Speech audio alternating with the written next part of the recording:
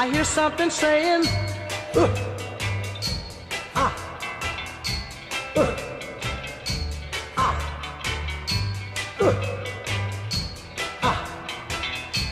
Well,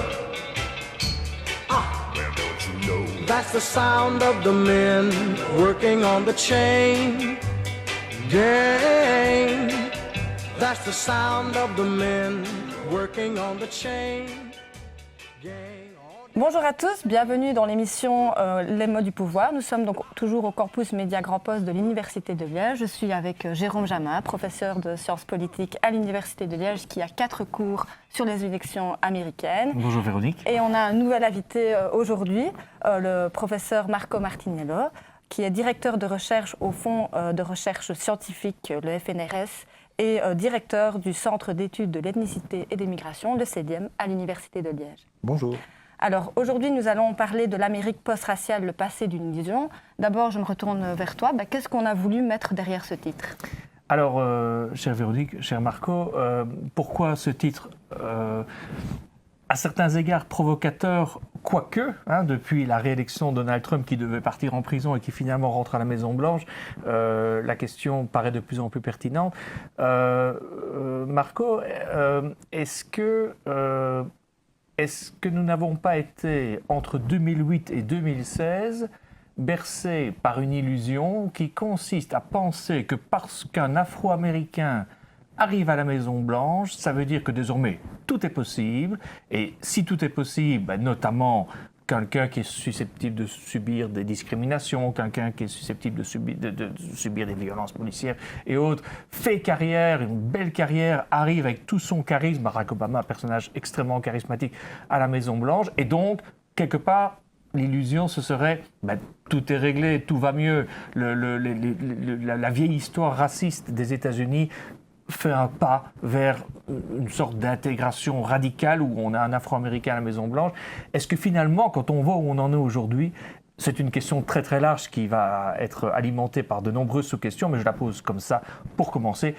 Est-ce que finalement ce n'était pas une très très grande illusion ces années Obama ? Alors, c'était certainement une illusion, mais aussi un espoir. Les deux ne sont pas mutuellement exclusifs. Mais je dirais que l'espoir n'a pas duré si longtemps que ça. Donc, il n'a pas duré pendant les 8 ans de la présidence d'Obama. Et en fait, l'espoir n'était pas partagé par tout le monde non plus. Donc, en Europe, parfois, on pense qu'Obama était quelqu'un de gauche. Obama n'a jamais été quelqu'un de gauche. Avant qu'il ne se lance dans la lutte pour la présidence, dans des pans entiers de la communauté noire, il n'était pas très populaire parce qu'il était considéré comme trop conservateur. Maintenant, il est clair que la campagne Obama a beaucoup misé sur la promotion de cette Amérique post-raciale. Lui-même a écrit un ou l'autre livre. C'est une expression qui, d'ailleurs, ne vient pas de lui, qui existait déjà préalablement. Il a remis ça au goût du jour et il en a fait une force mobilisatrice. Et donc, certains y ont cru, mais d'autres n'y ont jamais cru. Et donc, quelque part, on se retrouve dans une situation où, finalement, on le verra plus tard, peut-être que beaucoup moins de choses ont changé que certains l'espéraient. Donc c'est un peu pardon de te couper, c'est un peu une petite parenthèse en fait, la présidentielle d'Obama. En quelque sorte, oui, même si l'espoir était plus grand dans les années 60, desquels on parlera probablement plus tard, où là, il y a quand même eu des avancées très significatives. En quoi est-ce que alors si on parle de parenthèse, tu disais, il a finalement été conservateur. Est-ce que ça veut dire qu'il aurait pu poser des actes qu'il n'a pas pu poser ou qu'il n'a pas voulu poser ? Alors il n'avait pas un pouvoir absolu. Il y a eu notamment, il n'a pas toujours eu le Congrès de son côté. Donc toute une série de réformes était impossible. On voit la difficulté avec laquelle la réforme du système de santé a été contrée, notamment par les forces républicaines. Il reste qu'il a mis en place une politique quand même assez néolibérale, qui finalement a renforcé les inégalités dont souffraient les minorités, en particulier les Africains-Américains. En second lieu, on voit que la manière dont le système judiciaire traitait les personnes des minorités, en particulier les jeunes hommes noirs, ne s'est pas améliorée sous Obama. Et en troisième lieu, on oublie quand même parfois de le dire, sur la question de l'immigration et des déportations, eh bien Obama a plus déporté que Trump premier et que Biden premier et unique. Alors, sous question, par rapport à cette première étape d'analyse de cette Amérique post-raciale qui aurait été finalement une grande illusion, est-ce que c'est dû au fait que Barack Obama avait trop peur d'apparaître comme le défenseur d'une minorité, parce que ça, je pense qu'il l'a quand même dit à plusieurs reprises, moi je serai le président de tous les Américains, et pour montrer notamment aux Blancs américains qu'ils ont bien fait de voter pour moi, je ne vais pas défendre en particulier une minorité plutôt que d'autres. Mais est-ce qu'on peut dire que, tu évoquais une politique néolibérale, qu'en fait il n'a eu, sur le plan des race relations, de l'ethnicité, il n'a posé aucun acte important. Il a posé des actes très importants sur la santé, ça je crois que tout le monde est d'accord. Oui. Est-ce que ce serait son gros dossier, son grand bilan, mais que sur le plan de l'ethnicité... Non, sur le plan des relations raciales, il n'a pas réussi à sortir les États-Unis de ces démons du passé. Donc les États-Unis restent aujourd'hui une société qui est très polarisée, qui est divisée, qui est ségrégée, et ça, il n'a pas réussi finalement à faire entrer les États-Unis dans une ère post-raciale où ces questions raciales et ethniques n'auraient plus d'importance. Les dynamiques lourdes sont toujours là. Et ce qu'il a réussi à faire, en quelque sorte, c'est à la fois de s'aliéner une partie de l'électorat minoritaire et aussi de s'aliéner une partie de l'électorat blanc. Et donc, en quelque sorte, inconsciemment, involontairement, il a posé les jalons pour que, par la suite, Trump puisse revenir. Après, on parlait de parenthèse, la parenthèse Biden. C'est intéressant ce que tu dis parce qu'on a un peu analysé les chiffres de l'élection de Donald Trump et on a constaté que le vote des immigrés, c'était un peu la clé de la victoire de Donald Trump parce qu'il y a une grosse partie des minorités qui ont en fait voté pour Donald Trump qui semblait ne pas toujours être en accord avec les minorités. Je n'irai pas jusque-là. Le socle de l'électorat de Trump reste les hommes blancs et en particulier d'âge moyen et avancé. Mais s'il est vrai, notamment, que la population hispanique, maintenant, a voté à 45% pour Trump, la population asiatique à 38% pour Trump. En revanche, la population africaine-américaine a voté plus pour Trump qu'auparavant, mais on est à 14%. Donc la grande majorité des Noirs ont voté quand même pour Kamala Harris, qui pourtant ne partait pas avec les faveurs de la communauté, notamment pour son rôle en tant que magistrate, etc., qui, selon certains dans la communauté africaine-américaine, a quand même continué le système de domination raciale dans le système judiciaire.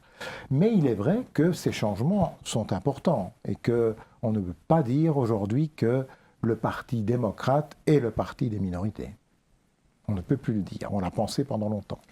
Alors, ça me permet de revenir sur un aspect particulier. Lorsqu'on a préparé cette émission avec toi et avec Véronique, c'est qu'évidemment, il y a la question des minorités. Moi, j'ai insisté pour qu'on parle de la minorité afro-américaine, parce que mon sentiment, c'est qu'elle vit un parcours que connaissent les minorités en général, mais très spécifique dans le cas de la minorité afro-américaine.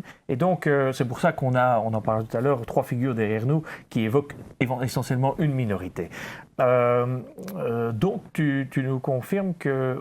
non, tu nous confirmes pas, mais tu nous dis que les minorités ont voté de façon inattendue en faveur de Donald Trump dans le chef de certains groupes, notamment les Asiatiques et Latinos. Comment est-ce que tu positionnerais la minorité afro-américaine par rapport aux autres? Est-ce qu'on a quand même un parcours particulier qui s'étudie de façon particulière ou est-ce que les mêmes schémas se reproduisent pour toutes les minorités avec peut-être des accents plus marqués dans l'une d'entre elles qui seraient les Afro-Américaines? Non, il y a bien sûr une spécificité qui remonte à l'histoire. Donc, c'est une population qui a été mise en esclavage, qui a souffert de la ségrégation institutionnelle, les lois Jim Crow. Il y a quand même quelque chose de très particulier à cette population africaine-américaine. Mais alors qu'auparavant, le clivage était un clivage essentiellement noir-blanc, Aujourd'hui, il faut ajouter d'autres populations, notamment les populations hispaniques, les populations asiatiques, et je dirais aussi, parce qu'on parlera peut-être aussi de la religion, les populations musulmanes. Hein. Donc ça, c'est quelque chose qui est apparu de manière beaucoup plus récente et qui complexifie les choses. Les États-Unis, ce n'est plus seulement blanc contre noir, c'est une mosaïque avec 5 grands groupes ethno-raciaux qui se croisent parfois avec la question religieuse et qui complexifient évidemment encore les choses. Mais il reste que historiquement, il y a une grande spécificité de la population africaine-américaine. Alors, là, je parle sous ton contrôle, mais si on remonte à l'affaire Rodney King, donc 1992-1992 pour les Suisses et les Belges, on a un individu qui est de peau noire qui est arrêté par la police, qui est tabassé. À l'époque, il n'y a pas de smartphone, mais quelqu'un a une caméra et filme le passage à tabac. C'est une des premières grandes vidéos qui montre la brutalité policière. Alors, on va revenir sur l'affaire Rodney King, parce que j'aimerais bien te demander si finalement quelque chose a changé depuis 92, c'est-à-dire depuis plus de 30 ans. Mais est-ce que les émeutes qui ont suivi ensuite, notamment à Los Angeles, n'étaient pas en partie des émeutes contre les commerçants asiatiques et des commerçants issus d'autres minorités? Je me demande si déjà à l'époque, il n'y avait pas des tensions entre minorités par rapport à certaines minorités qui prendraient le boulot des autres.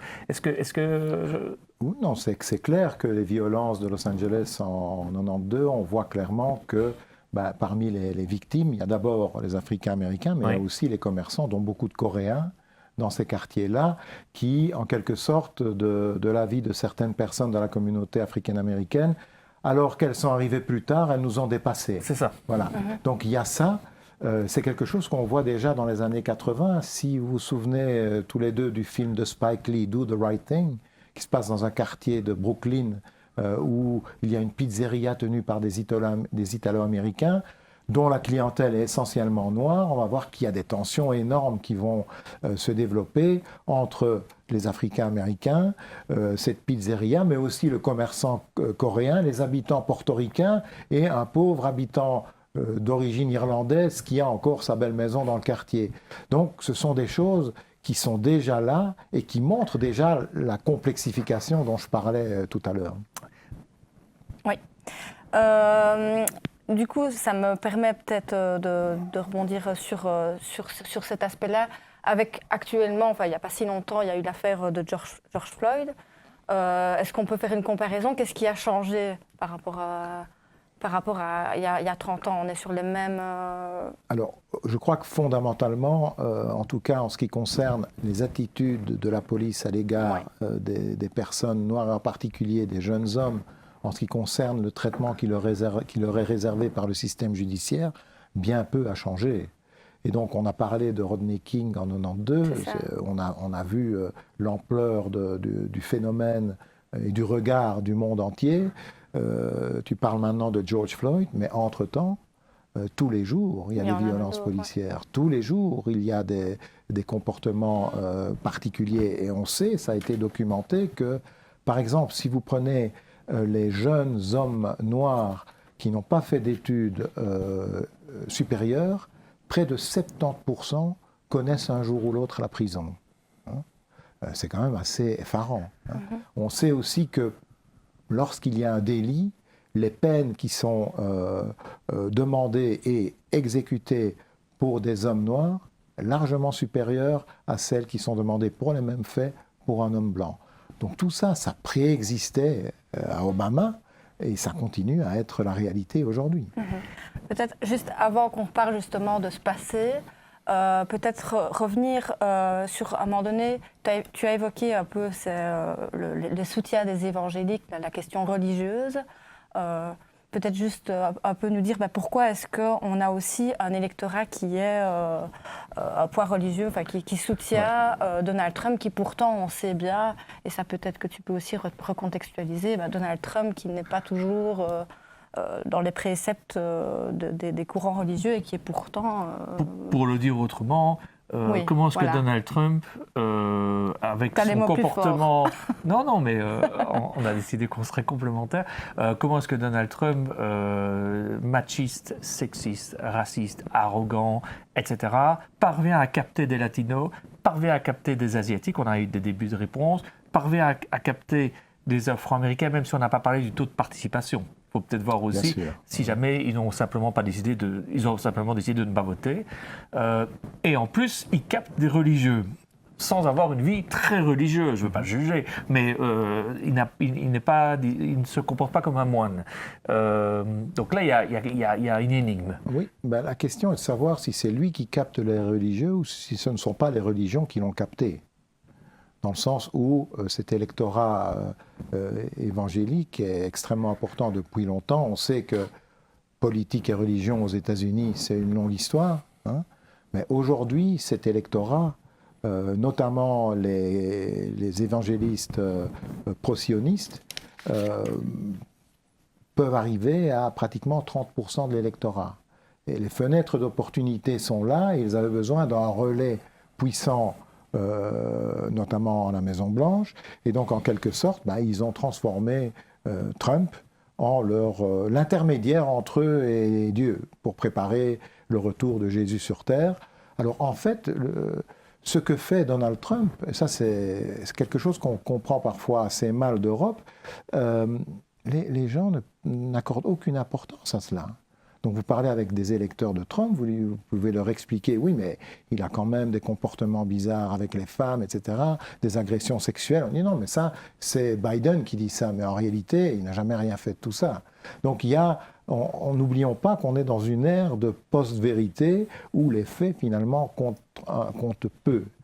Et donc, il est clair, en tout cas, qu'il n'y a pas que l'électorat, mais il y a aussi, dans l'entourage de Trump, ces milieux évangélistes sont très très bien représentés. Et donc pour eux, ils ont vu là une opportunité de promouvoir leur agenda, une opportunité qu'ils n'avaient pas de la même manière, ni avec Biden, ni avec Obama, ni encore avant. Et en préparant l'émission, tu m'as parlé d'une autre comparaison. J'ai parlé du roi Cyrus. Voilà, ça m'a aussi interpellé. Ça vient d'un chercheur québécois qui a travaillé sur les motivations des évangélistes qui votent pour Donald Trump. Et en effet, une explication parmi... D'abord, la communauté évangéliste est divisée. Donc ce n'est pas un bloc unanime derrière Donald Trump, mais comme Marco vient de le dire, c'est un bloc important qui pèse et qui est content... c'est une communauté qui est contente de voir que ça paye, puisque le mandat de Donald Trump, le premier mandat, a permis l'arrivée à la Cour suprême de 3 nouveaux juges qui ont permis un basculement au niveau du fait que la question de l'avortement n'est plus une question fédérale, mais devient une question qui touche aux États fédérés, et donc chaque État désormais est libre de faire ce qu'il veut. Mais le truc le plus surprenant que j'ai vu par rapport à ça, c'est qu'apparemment, au sein de cette communauté évangéliste, une partie d'entre elles a trouvé une astuce pour soutenir un homme pareil, c'est de dire... Il est comme le personnage biblique, le roi des Perses, Cyrus. Sa vie personnelle n'est pas exemplaire, mais il déplace des montagnes. Et donc, en fait, c'est un peu un intermédiaire ou un outil très... Je ne veux pas dire un idiot utile, parce que ça, ce serait amener une expression française dans un contexte qui ne se prête pas, mais c'est un homme fort qui, en tant que tel, ne nous plaît pas, mais qui déplacera les montagnes si on arrive à le pousser dans la bonne direction. Et il faut reconnaître qu'il a déplacé les montagnes 4 ans et qu'il est en train de les déplacer maintenant. On verra, n'allons pas trop vite pour la suite du mandat. Et donc, ça permettra à certains évangélistes de se dire ne culpabilisons pas, on ne vote pas pour le comportement d'un individu, on vote pour ce qu'il est capable de faire. Et il met en œuvre en partie l'agenda évangéliste. Oui, et en plus, il faut dire aussi que dans ces communautés évangélistes, il y a aussi un écart entre le discours et les pratiques. Il y a eu pas mal de cas aussi de révérends connus qui ont eu pas mal de difficultés, notamment liées au sexisme, etc. Donc c'est quelque chose qui n'est pas hors du commun dans ces communautés-là.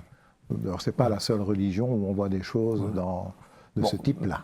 Même si nous savons tous qu'au niveau de l'Église catholique, il n'y a aucun problème. Non. Ok. Du coup, avant peut-être de passer à la deuxième partie de l'émission, en préparant donc justement l'émission, on a voulu amener une petite touche musicale et on t'a posé la question de quel est le morceau que tu choisirais pour un peu illustrer ce thème. Alors, j'ai choisi le morceau Strange Fruit de Billie Holiday, qui est un morceau sur la pratique du lynchage qui avait lieu à l'époque aux États-Unis, qui est pour moi la première chanson antiraciste qui réellement a eu une audience mondiale. Chanson qui est sortie en 1946 et que Billie Holiday a chanté pour la première fois dans un café à New York où les Noirs et les Blancs allaient ensemble écouter de la musique. Et même là, dans les cercles progressistes new-yorkais, cette chanson avait glacé l'audience. Et donc, c'est devenu un peu, je dirais, le symbole du début de la lutte pour les droits civiques, et avec toute une série d'attaques contre Billie Holiday. Certains ont dit qu'elle ne comprenait même pas ce dont elle parlait, etc. C'était une droguée, une alcoolique, etc. En fait, non, Billie Holiday savait très bien de quoi elle parlait. Elle décrit dans cette chanson, qui est courte, l'horreur du lynchage dans le sud des États-Unis. C'est vraiment une chanson glaçante qui illustre vraiment une bonne partie de l'histoire des États-Unis, d'après moi. Je vous propose de l'écouter.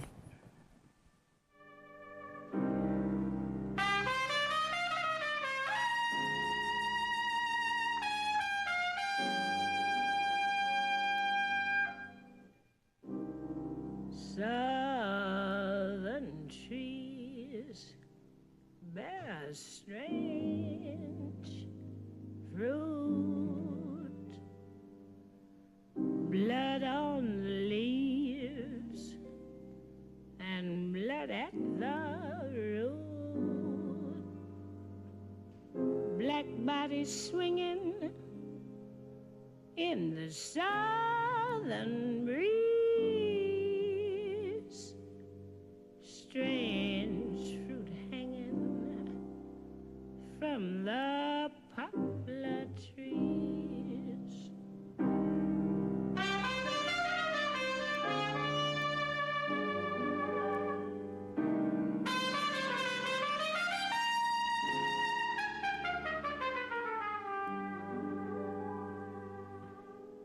Pastoral scene of the gallant South, the bulging eyes and the twisted mouth, scent of magnolia, sweet and fresh. Then the sudden smell of burning flesh. Here is a fruit for the crows to pluck, for the rain to gather, for the wind to suck, for the sun to rot, for the tree to drop.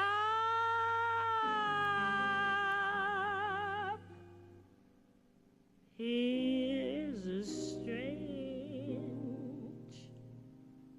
and bitter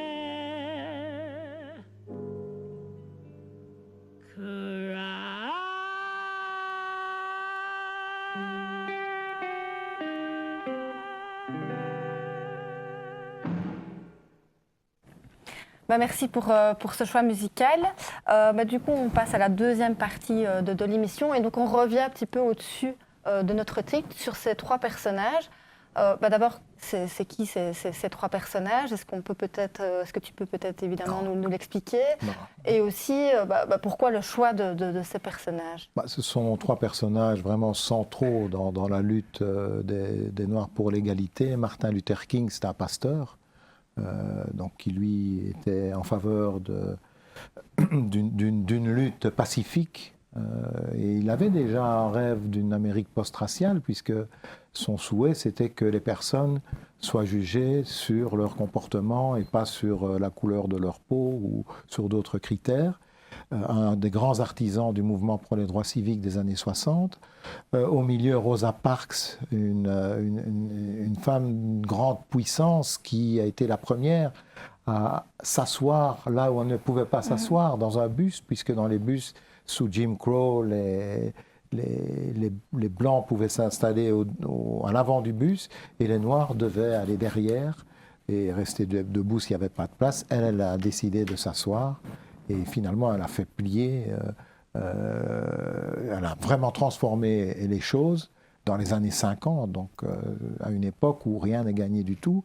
Et puis Malcolm X, qu'on met souvent comme en opposition à Martin Luther King, puisque lui était, à un moment donné, il s'était converti à l'islam, et il ne rejetait pas la violence pour arriver à l'égalité, s'il s'agissait de se défendre et de conquérir des droits, et non pas évidemment d'attaquer sans raison. C'est quelqu'un qui a... Ces trois personnes ont eu une grande influence chez des gens très différents.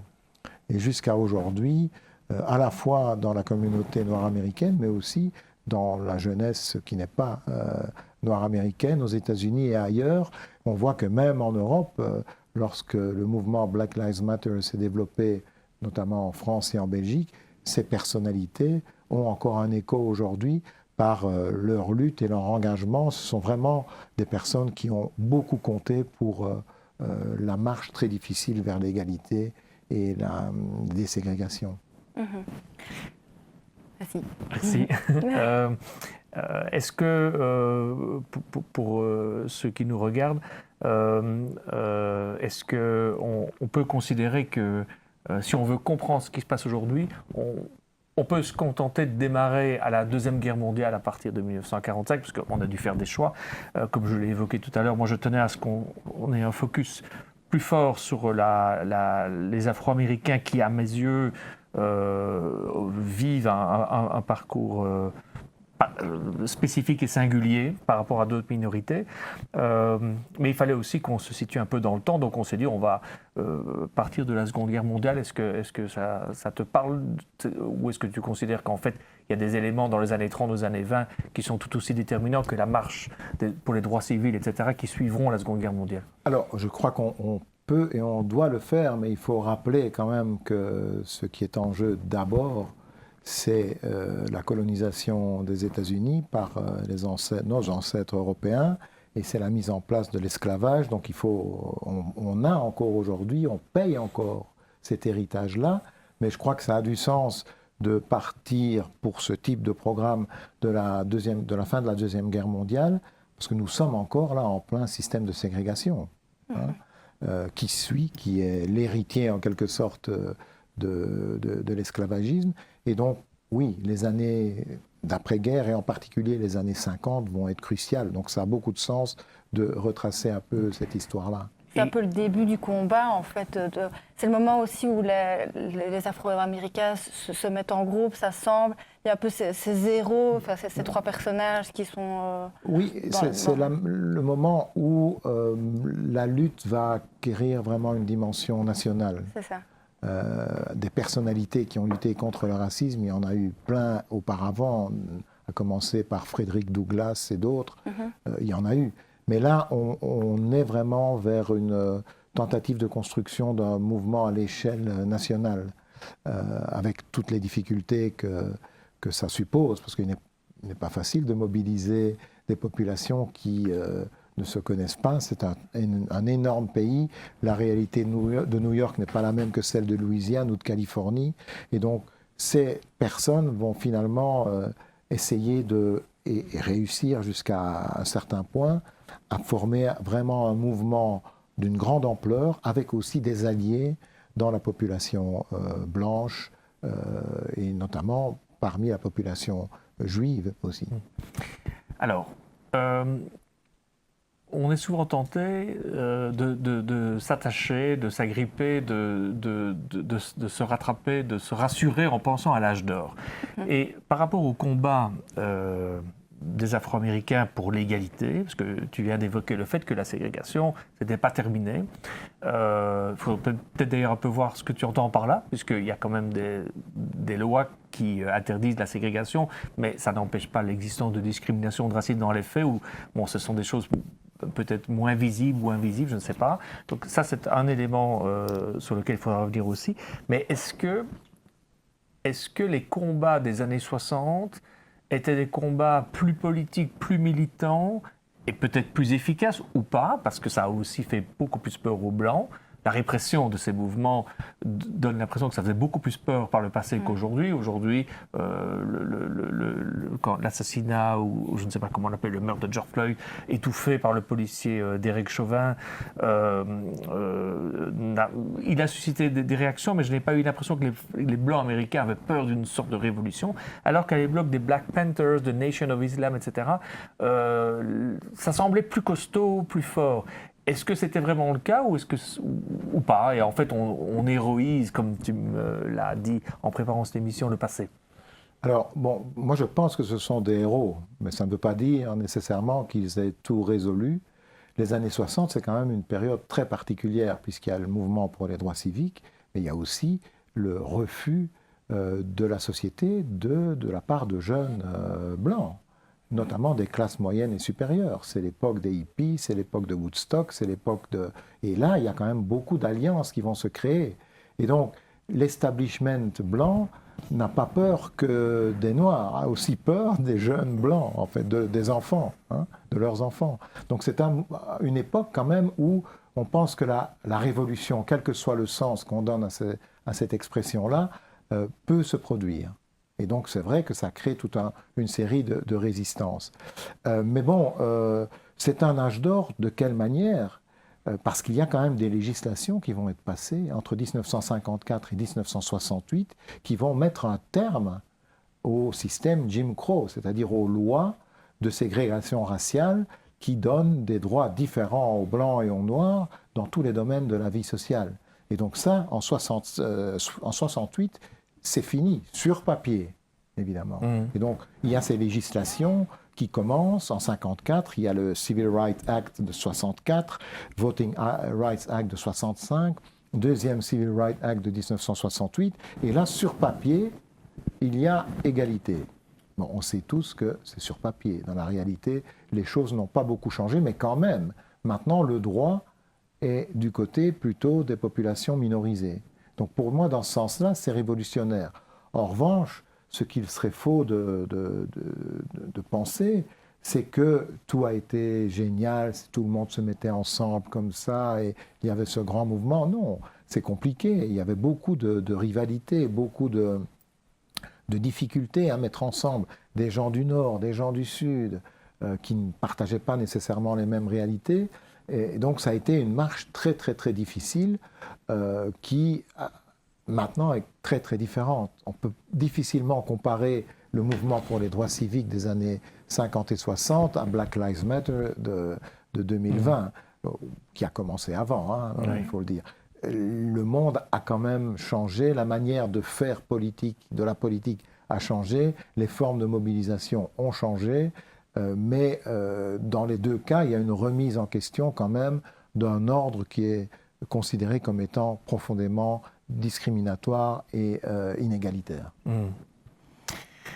Oui, non, j'allais te donner la parole parce qu'en préparant l'émission, il y avait quelque chose sur lequel tu voulais rebondir par rapport justement à cette minorité qui a pris des droits, etc., et qui est fière. Oui, alors ça c'est une vieille histoire. Quand j'étais avec Marco il y a déjà au moins une vingtaine ou peut-être même 25 ans, on avait invité au sein du CEDEM un monsieur qui était un révérend, le révérend Cerise, pour une conférence. Il était de passage en Belgique, et alors je lui avais demandé comment ça se fait qu'il existe des black conservatives. Je ne comprends pas.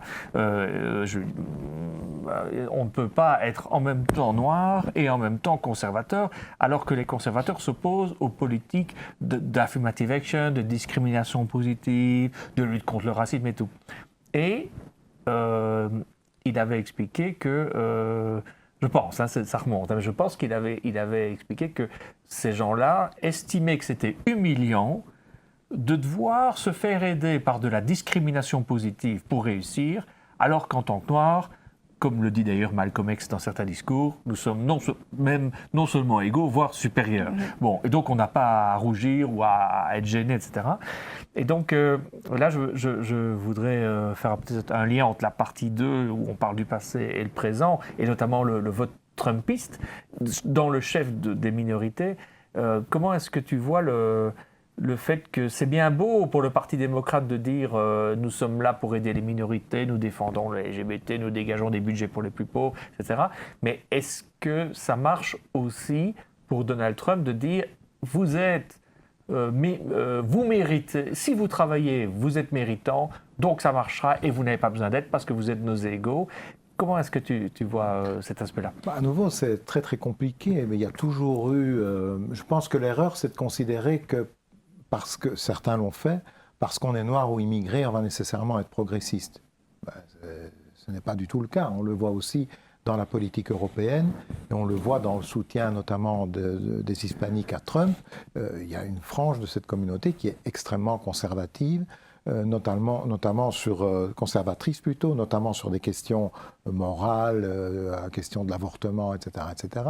Maintenant, sur la question économique, je pense que le discours de la droite aux États-Unis a toujours été de présenter les politiques d'affirmative action comme des espèces de discrimination qui n'étaient pas fair-play à l'égard des Blancs.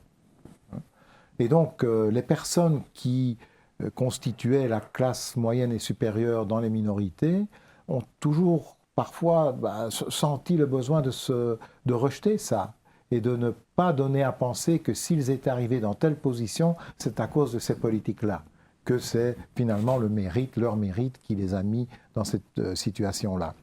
Et donc, il y a eu ces positions des Black Conservatives, notamment contre l'affirmative action, mais dont beaucoup ont aussi, il faut le dire, été payés pour tenir ces discours-là par des lobbies et des think tanks de droite et d'extrême droite. Hein.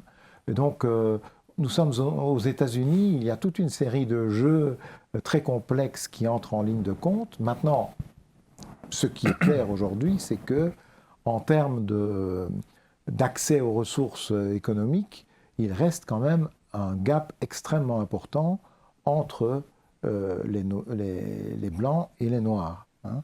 Même s'il existe une classe moyenne, une classe supérieure noire, mais qui souvent devient assez conservatrice en fait. D'accord, ça me rappelle l'expression d'un ancien copain étudiant qui était musulman sénégalais et qui m'avait fait découvrir le concept de bounty. Et il me dit, un bounty, c'est quelqu'un qui est noir de peau, mais blanc à l'intérieur. Yeah. C'est-à-dire qu'il a intégré la mentalité blanche, et notamment la mentalité blanche élitiste. Si j'ai réussi, c'est parce que je suis bon, et j'oublie qu'il y a de la discrimination. Ok, peut-être qu'on peut passer à la dernière question ou peut-être ta dernière conclusion. En préparant encore l'émission, on est revenu un peu sur une question qui était transversale à ces deux pans. C'est plutôt par rapport aux violences policières et au système judiciaire qui pourrait peut-être clôturer l'émission. Est-ce que quelque chose a changé depuis Rodney King, voire depuis les années 60 ? Mais non, trop peu de choses. Comme je le disais tout à l'heure, c'est très dangereux aujourd'hui d'être un jeune homme noir aux États-Unis. Il y a quelque temps, je faisais une conférence avec Lilian Thuram, l'ancien joueur de foot qui a une fondation qui travaille beaucoup contre le racisme. Et donc il a deux fils qui sont des vedettes du foot en Europe. Un joue à Milan et l'autre à Turin, la Juventus de Turin. Et il me disait, lorsque mes enfants vont aux États-Unis, je leur dis de se tenir à carreau. Que pour être victime de violences policières, pour être arrêté, il faut vraiment peu de choses lorsqu'on est un jeune homme noir. Ça, c'était le cas dans les années 60, c'est encore le cas aujourd'hui. Et Obama n'a pas réussi à inverser la tendance, et Trump ne voudra pas renverser la tendance. Parce que Trump, fondamentalement, a un agenda qui est éminemment raciste, sexiste, etc., etc. Bien, bon, je ne dirais pas que c'est la note heureuse pour finir cette émission, mais en tout cas, on a un point d'attache clair, la violence policière, ça ne bouge pas, ça vaudra peut-être la peine dans le futur de revenir sur cette question spécifique et le système carcéral, parce qu'il y a deux statues ici, notamment, elles sont là parce que c'est les seules que j'avais chez moi aujourd'hui, mais notamment notre ami Ronald Reagan, qui a joué un rôle très important dans la législation qui fait qu'on part en prison beaucoup plus vite que prévu, et parfois pour un rien. Hein. Parfois, vous êtes assis sur le trottoir, vous avez une amende, vous êtes convoqué par un juge, vous n'y allez pas, on vous arrête parce que vous n'êtes pas vu. Bon. Et alors évidemment, si vous êtes pauvre et que vous n'avez pas une adresse fixe et que vous ne lisez pas votre courrier ou que vous ne savez pas lire, les choses s'emballent. Donc ça méritera peut-être plus tard qu'on fasse un focus spécifique sur la question du système carcéral et de la police aux États-Unis.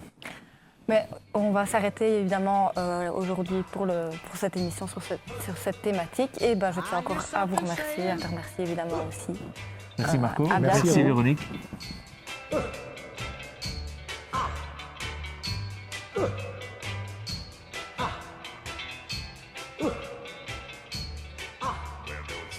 That's the sound of the men working on the chain gang. That's the sound of the men working on the chain gang. All day long they're saying,